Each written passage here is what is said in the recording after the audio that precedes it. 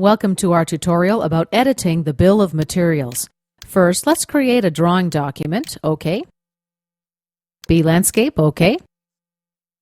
I'm going to drag on an isometric view.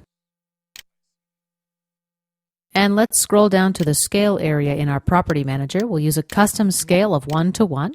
Let's change the display style to shaded with edges and click OK.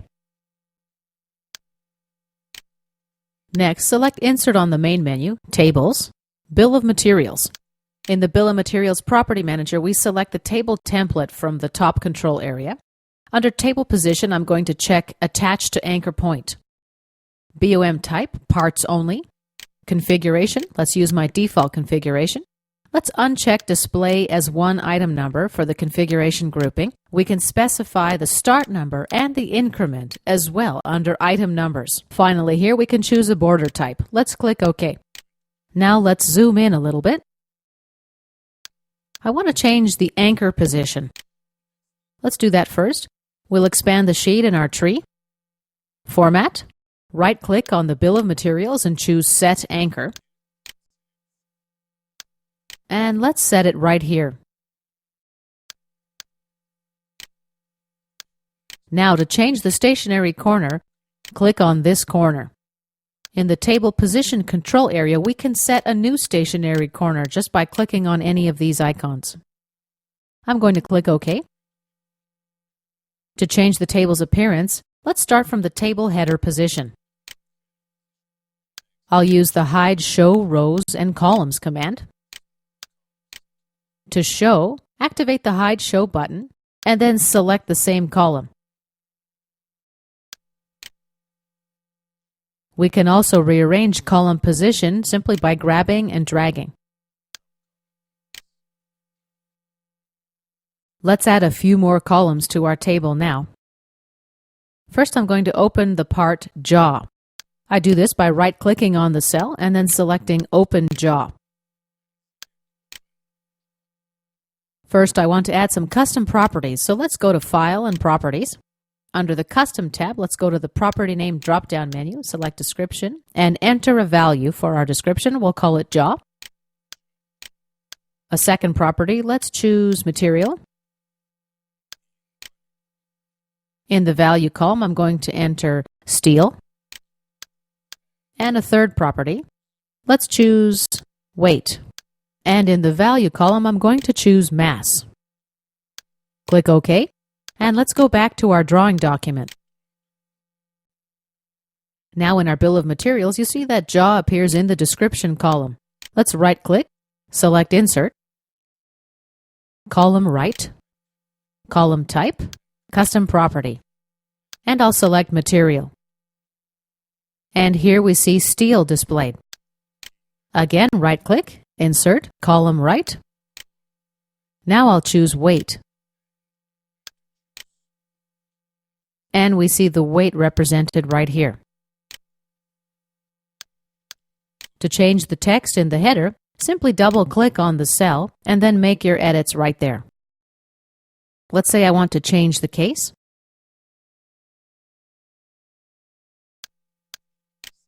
And same for the Weight column.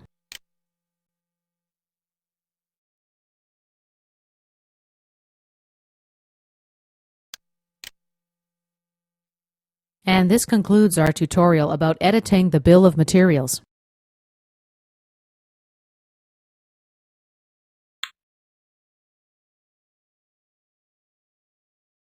Welcome to our tutorial about using equations. In this tutorial, I'll use an equation to calculate the total mass of my bench vise. Let's begin by inserting an additional column into my Bill of Materials. We'll right-click, Insert, Insert Right. Actually, let me drag it over a little bit so you can see better. Okay, Insert, Column Right. Under Column Type, I'm going to select Equation.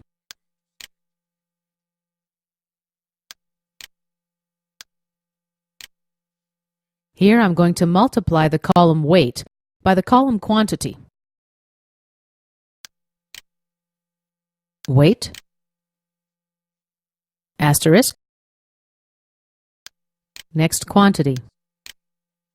OK. Now let's double-click on the header cell to edit it. I'm going to call it Total.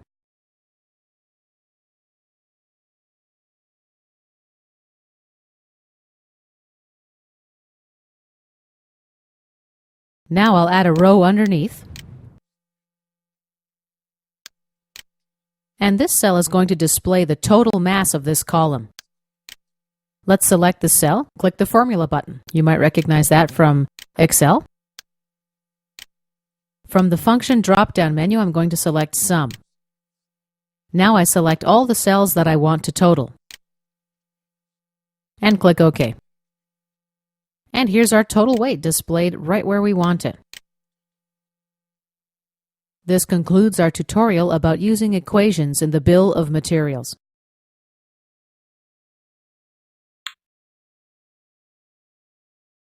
Welcome to our tutorial about how you can split the bill of materials table. Let's say your table becomes too long. What you can do is choose a row where you want to split the table. Let's do this by right-clicking in the cell where you want the split to happen. Select Split. You can choose from the split options: horizontally above, horizontally below, vertically left, and vertically right. I'm going to select horizontally above. Now we can grab and reposition the table wherever we want. If you need to merge the tables together, it's easy. You just right-click at the break and select Merge Tables. And let's check here to anchor it down. Click OK. This concludes our tutorial about splitting the bill of materials.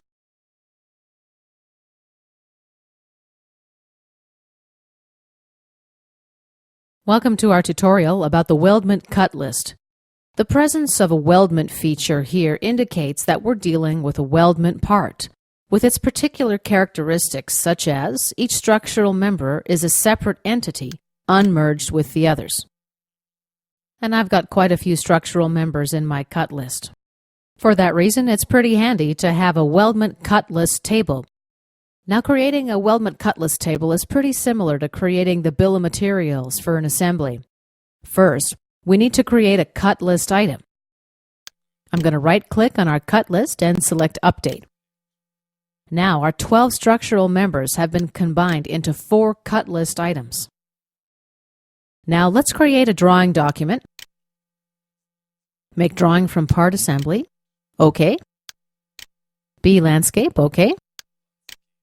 And from our view palette, let's drag in the isometric view. OK. Let's right-click. Select Properties. And let's change our scale from 1 to 10 to 1 to 4. OK. Next, let's go to the Insert command on the main menu. Select Tables, Weldment Cut List. At this point, I select my view, attach it to the anchor point, and click OK. Next, we need to change the anchor position. Right-click on the Weldment Cut List, select Set Anchor, and we're going to set it at this corner here.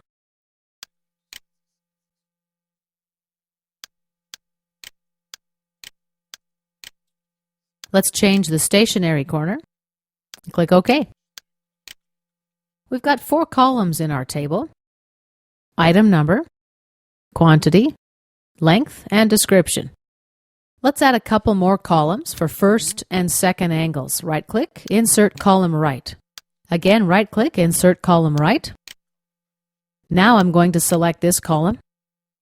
Select a custom property, First Angle.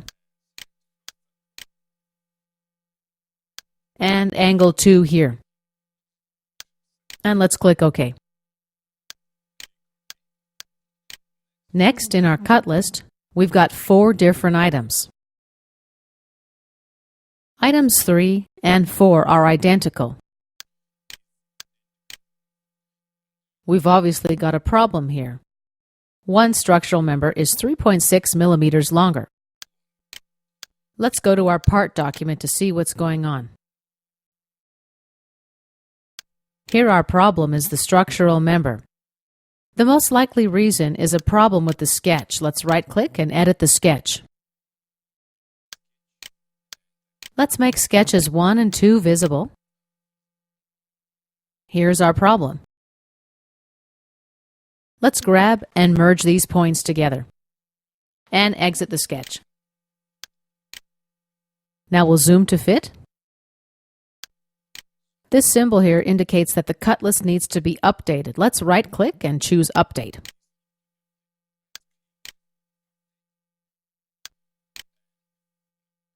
Now the cut list item 3 contains all 4 identical structural members. Let's go back to our drawing document. We've got 3 items in our table now instead of 4.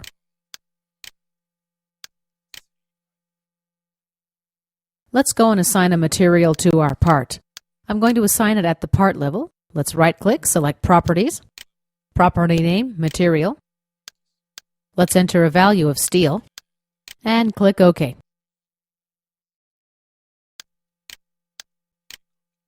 Now let's assign a different material to cut list item 3.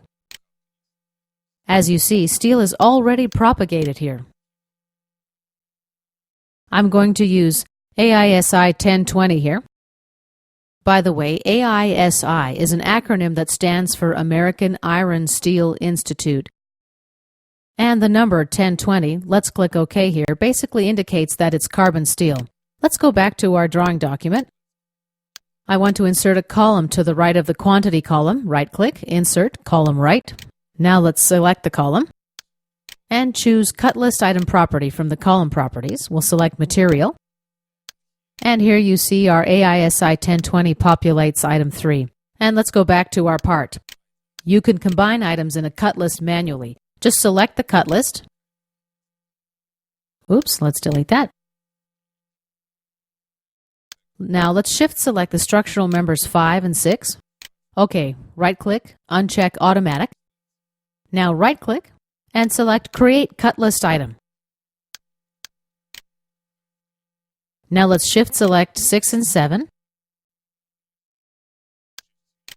Oops, I can't quite get them. OK, there we go. With 6 and 7 selected, we right-click and Create Cut List Item. And lastly, number 8, right-click, Create Cut List Item. The symbol on the cut list indicates that it is current and doesn't need to be updated. Let's go back to our drawing document. As you see, we have 5 items here now. Let's go back to our part. We're going to shift select, press delete. Now right-click and choose Automatic. Once again, the structural members combine into the cut list items. Let's go back to our drawing document to see how this is reflected in our table. Of course, the table reflects our changes as well. And this concludes our tutorial about the Weldment cut list.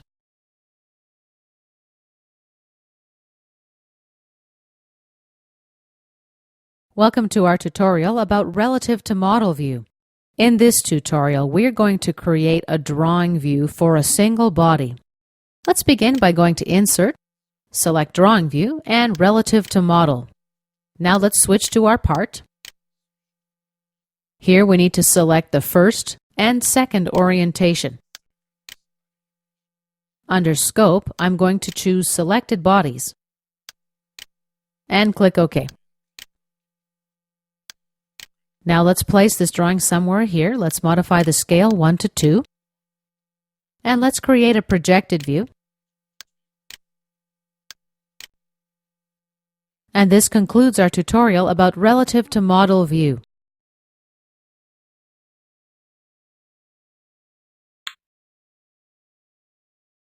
Welcome to our tutorial about weld beads. Let's begin by creating a detail view. Let's place it somewhere around here. And let's modify the custom scale. I want to make it 1 to 1. Click OK. If we need to change the size of the detail view, we can simply grab the circle and drag it in and out. Next, let's go to Insert, Annotation, and select End Treatment from the drop-down menu. In our Property Manager, we've got the option to select an end treatment in ANSI or ISO standards. ANSI is on the left and ISO is on the right. Below, we can choose the bead throat thickness or the bead leg length. Under the ANSI standard, we can specify leg lengths 1 and 2. Next, I'm going to select the edges.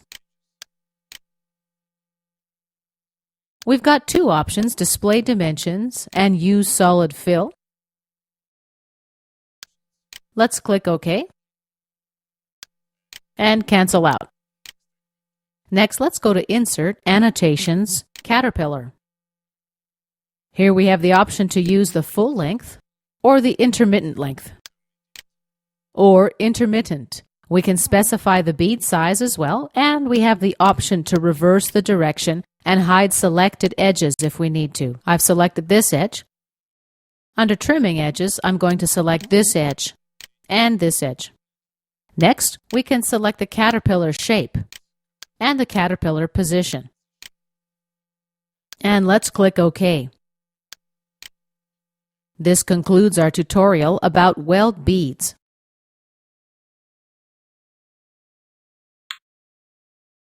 Welcome to our tutorial about the auto balloon. First, let's go to Options, choose the Document Properties tab. Under Annotations, I'm going to select Balloons. Here we can select from a number of standards. Down below, we can choose a leader style and a frame style. We can also specify single and stacked balloons by size and character size. After, we can specify the auto balloon layout and specify the leader display.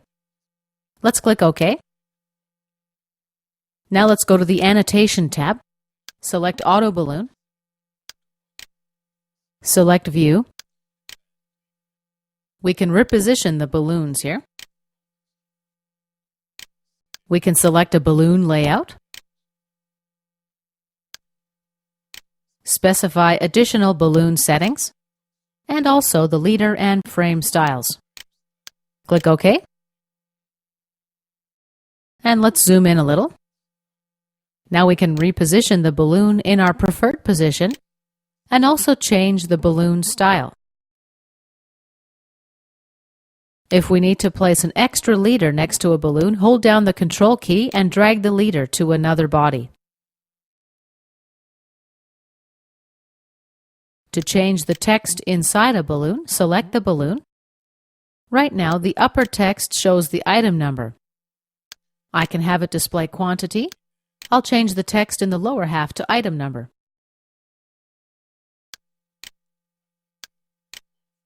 Or, for example, I can choose another custom property here, and I can choose from any one of these options.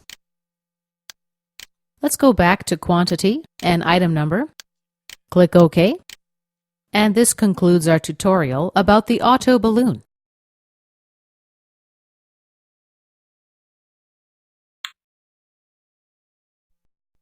Welcome to our tutorial about the hole table. In my graphic area, I've got a plate with 2 simple holes and 3 hole wizard holes. First, let's create a drawing document. Make drawing from part assembly, OK. Landscape B, OK. Now let's drag in the top view from our view palette. Let's use a custom scale of 1:1. OK. Next, let's go to Insert on the main menu, select Tables and Hole Table. First, we need to specify datum. Next, we specify the faces or edges associated with the hole. Click OK. And let's place the table right here. As you see, SolidWorks assigns a tag to each table. Here's the hole location. And column D shows us the hole size. We can save this table for use in another drawing if we need to. Just right-click on the table, select Save As, specify the file name, and choose your format. You can export to an Excel file, a text file, or a comma delimited file. That's extension CSV. Let's cancel out of this for now.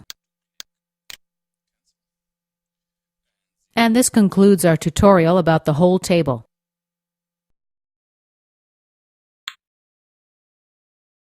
Welcome to our tutorial about detached drawings. After you've finished your drawing, and let's say you want to email it to someone, you're able to detach it from the drawing.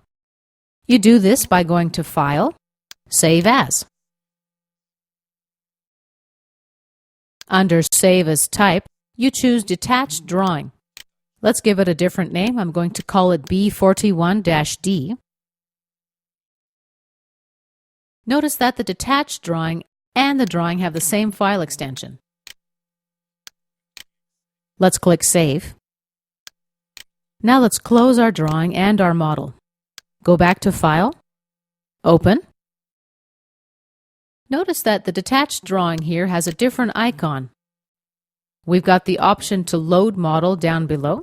Let's leave it unchecked and click Open. The icons here on the side indicate that we're working with a detached drawing. Let's close our drawing and we'll open our model next.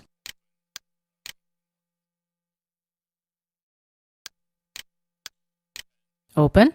Let's make some changes to the model. Oops. Let's close that. I need to open my part. There we go. Open.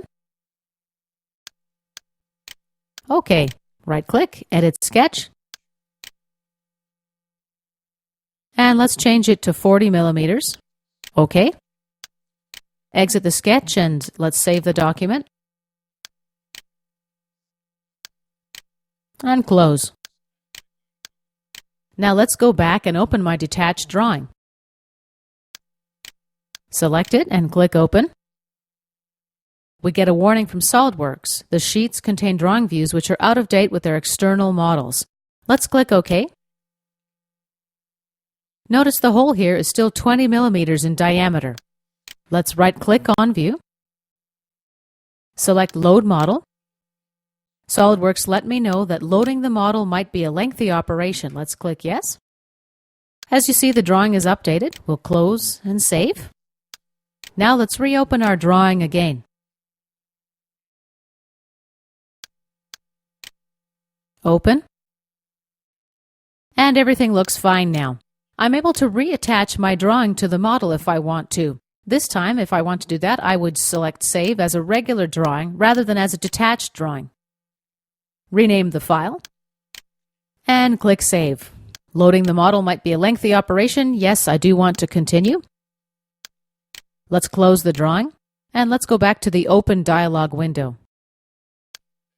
As you can see, the icon indicates that our drawing is reattached to our model. Let's click Open.